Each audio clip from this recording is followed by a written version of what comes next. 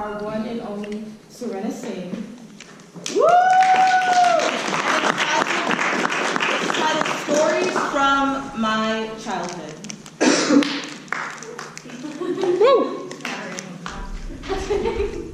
Once upon a time, there was a little girl and her younger brother who sat side by side by their dad every single night during their childhood, eagerly waiting for bedtime story time. Now, we would read books such as Mr. Putter and Tabby, Madeline, and Curious George. Every single Tuesday, we would go over to a local library and check out as many books as we possibly could. That is, if our library card allowed it. So it's only natural that I developed this passion for reading. And yes, I would be one of those kids who would take a blanket and a flashlight and a book and read because I didn't want my parents knowing that I was staying up. So, this is one of the main reasons that I probably had to get glasses. And I got glasses in the 3rd grade, but then several years later I realized that I actually look better with contacts. I don't look that great with these dirty glasses on. So that helped a lot because I was doing ballet at the time. And so you don't want to be prancing around with glasses because it's terrible to step on your glasses.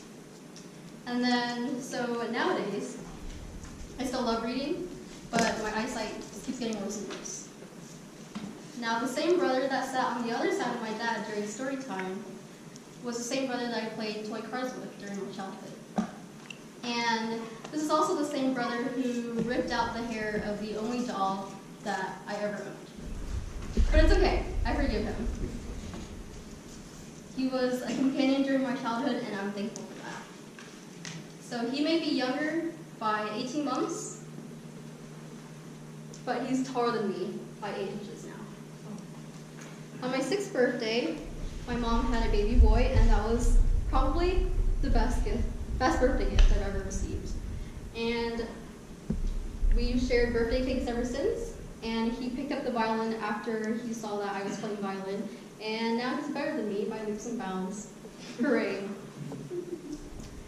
When I was 13, my mom said that she was pregnant, and we all hoped for a girl, because I already had 2 brothers, sorry. But guess what? It was a boy. It's okay. He's adorable. He loves Thomas the Train, and he loves the color blue. In fact, during an Easter egg hunt, he only picked up the blue eggs. And I've never seen a child do that before, especially for me. Because when I was a kid, I would just run around and get as many eggs as I possibly could. Because it was a competition, it was a race. Anyways, it's kind of strange and it's kind of crazy to think that I could be having kids by the time this brother is still in high school. Because 10 years from now I'll be 28 and 10 years from now he'll be 14. So all my brothers and I were homeschooled, and we moved from Sandy Springs to Alpharetta, and then that was when I transferred to public school in 3rd grade because I wanted to try it out. And before that, I hadn't been exposed to many social interactions. And in fact, I didn't get many questions about my ethnicity until public school. So, 5th grade, I remember sitting in the back of the bus, and a girl asked me, "Hey Sarena, are you Korean? Or are you Asian?"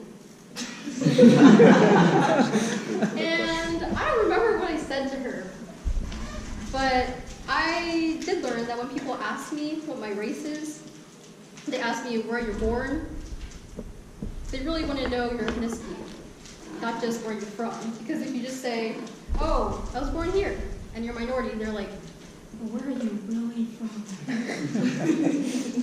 So I learned to always answer any kind of question like that with, "I was born here, but my parents were born in Taiwan."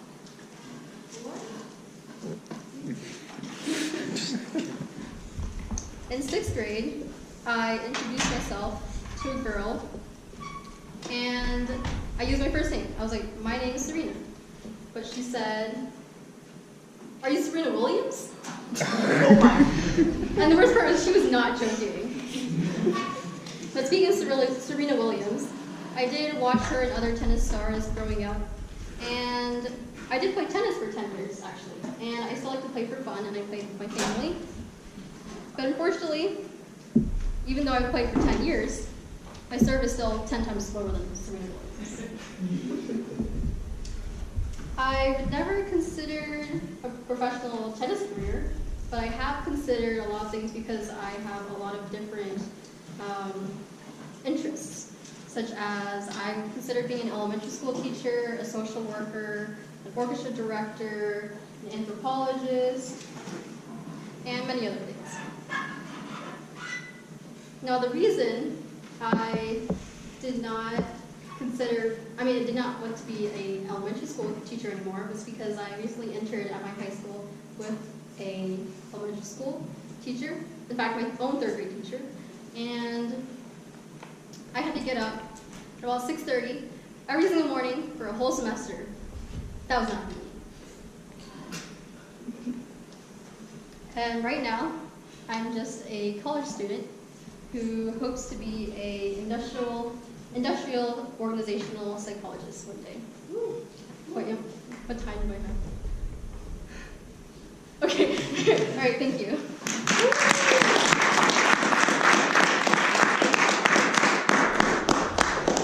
Okay, that was a wonderful speech by Sarena, not Williams. And yeah, so you guys noticed that there are slips of paper being passed around. Those are where you evaluate Sarena as a speaker. She's the first speaker. So would you please just write little notes that you have for her, whether you thought she did a good job, what she could use, any critiques, complaints, hopefully not. Anything like that, just make sure you write it in that first box. So I'm going to give you a couple minutes to do that. Now, when you're done with that, just rip off from the perforated edge and put it in this little black container right over here, and our wonderful Ikra will come around and collect it and give it to Sarena at the end. Wonderful Ikra has a note. We did just run out of ballots, actually, so if you would be so kind as to just take a piece of paper and rip that up in a teeny little slip, write your feedback, fold it up, put it in the tray on the edge, that would be... Thanks, guys. I'll give you guys a couple more seconds. You do not have a pen. You fine? Ask a friend, make friends. Would anyone like a ballot? Any extra ballots? Would you like a ballot?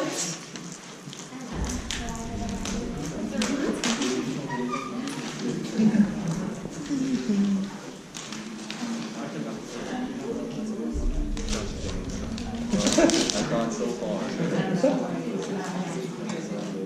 Now, if you all are hungry, eating refreshments, this is the time that you use to go and get some pizza, some more drinks, some candy. So yeah, you go in right now and get it. Not during speeches, please. Please, not during speeches.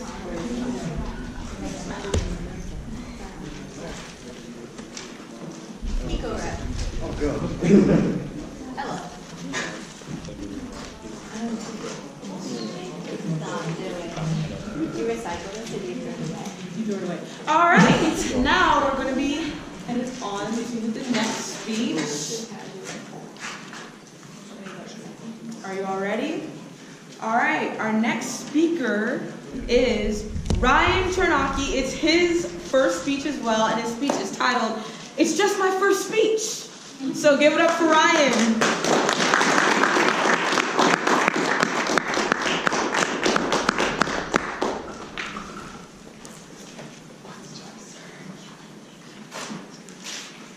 What's up, guys? So for my icebreaker, I'll tell you a little bit about myself. Yeah, if you haven't met me, my name is Ryan Chernacki, and I am a third-year computer systems engineering major, and I'm also majoring in dual degree. So one of the questions people first ask when you meet them is, where are you from?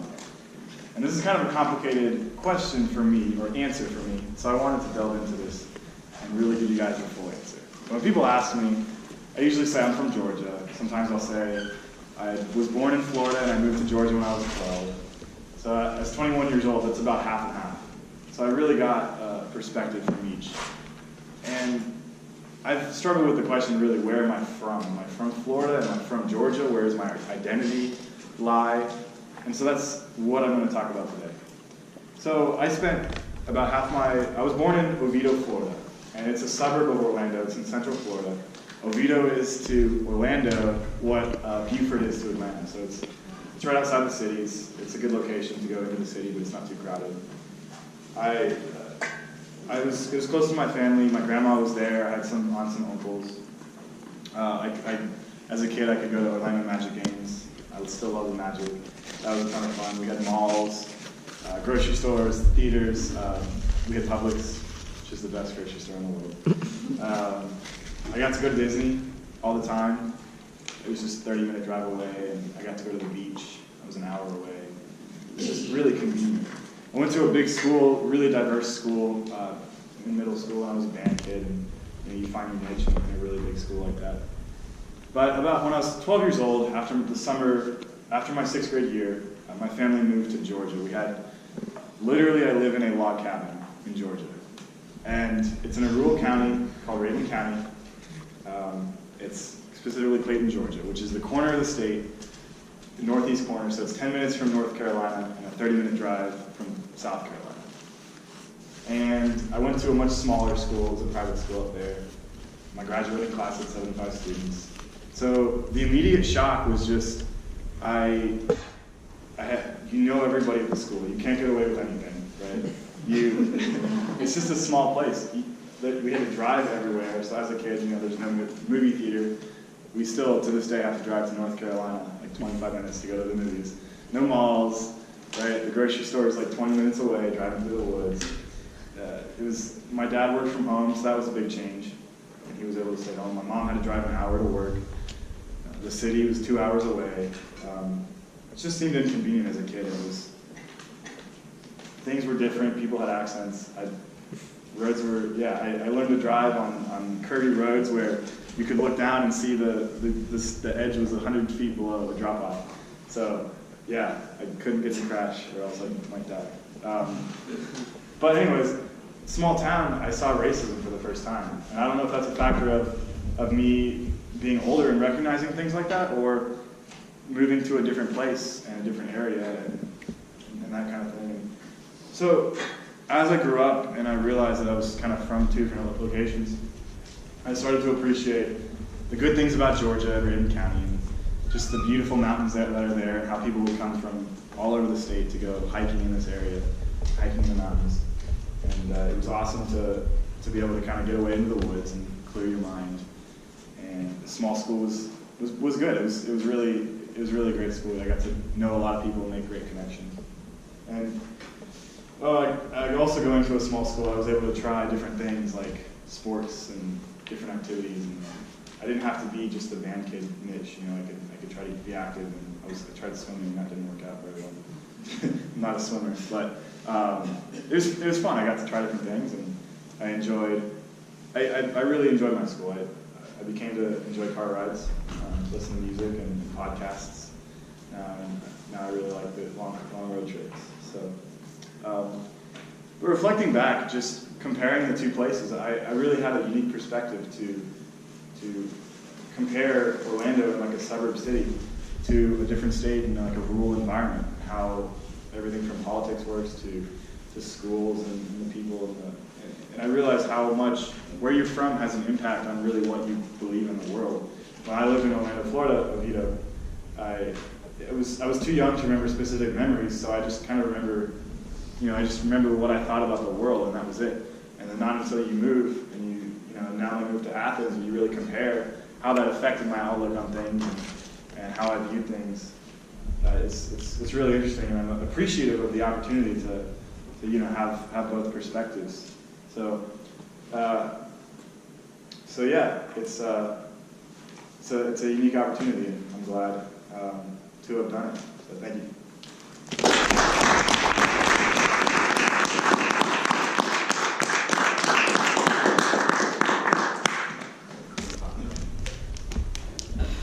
All right, everybody, fill out your slips, please. Give Ryan some feedback. How do you think you did, et cetera, et cetera. I'll give you 30 seconds.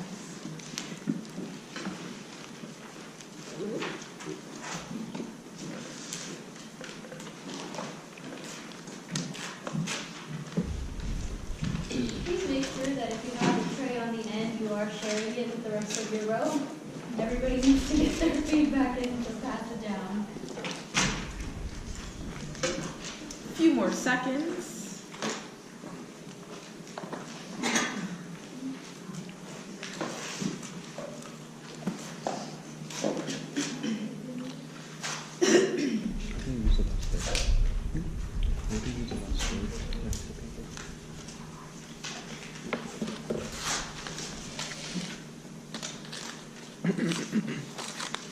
All right, now our next speaker has completed the first manual. Now he's on to the next manual. It's the leadership manual, and it's his first speech from there. It's a 5 to 7 minute speech. His name is Jitendra, and it's titled, it's a speech about his parents, an entertaining speech about his parents' contributions to the world. The speech is entitled, The Entertaining Speech. And it is Jitendra. Woo! Woo!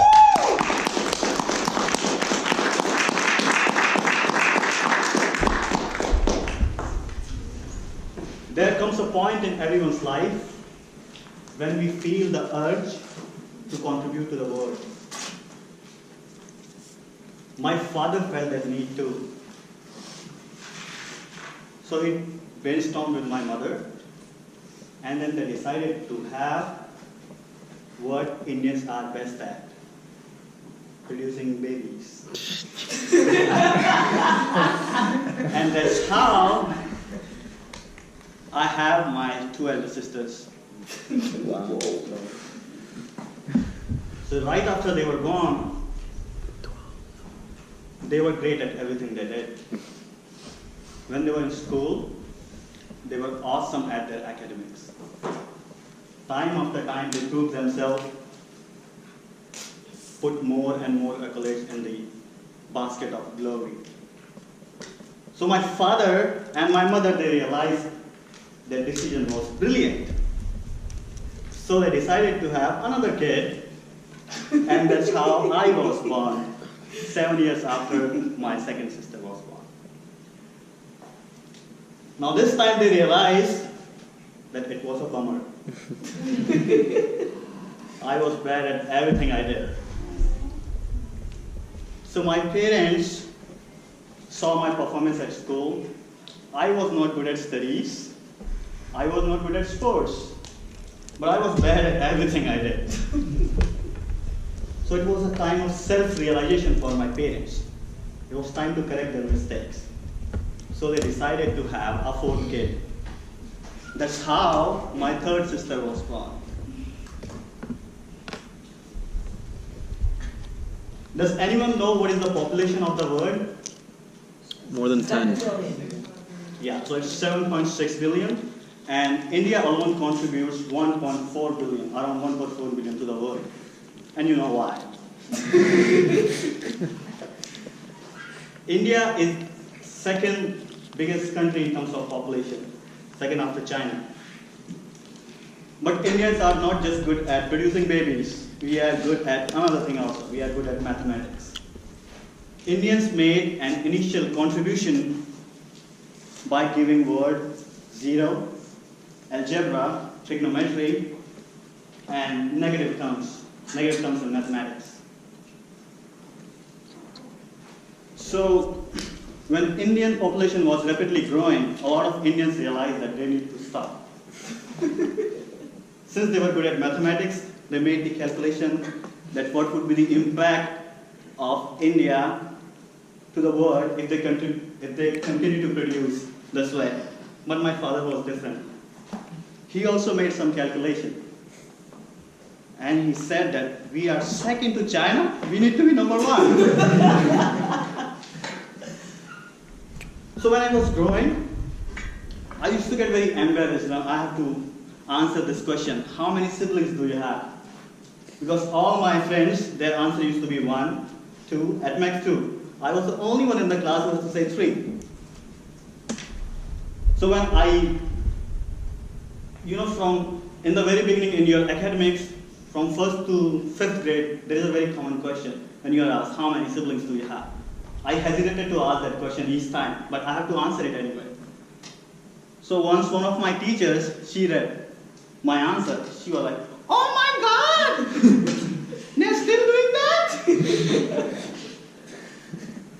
I was embarrassed.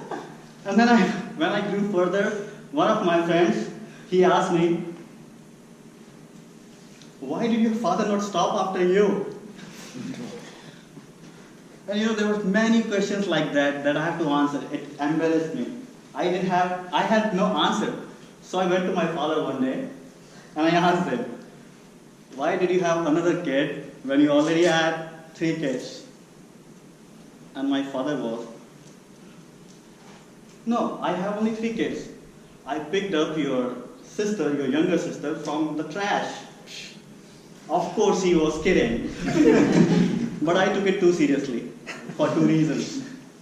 Reason number 1, I wanted to believe that my parents are good human beings since they picked up a kid from the trash. Another reason, I wanted to believe that my parents are good at mathematics like every other Indian. But jokes apart, yes, my father had 4 kids. But he also took it very responsibly.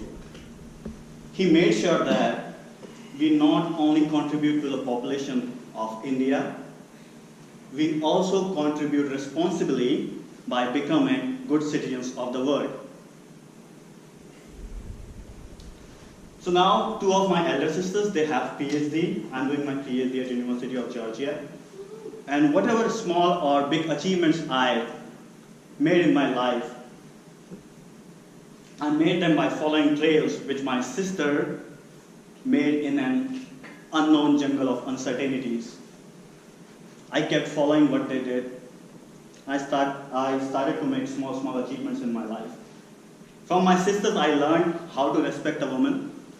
From my sister, I learned how to give love to your younger ones.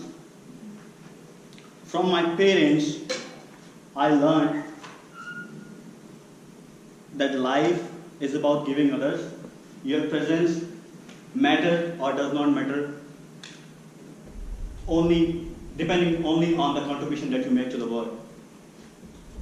So I got all these lessons.